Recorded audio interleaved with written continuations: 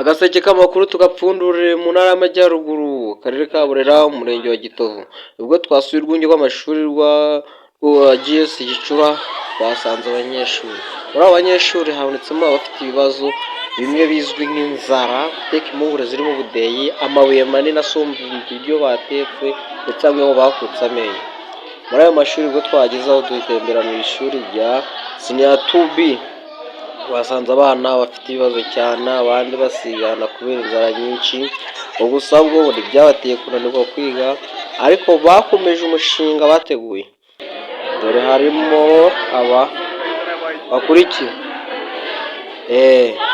Bageze aho ngaho baba bagiye gucya, bitabaza inzego z'ubuyobozi, abanyamakuru barahageze babasura, baje, ariko twageze aho ngaho bazana ibiryo.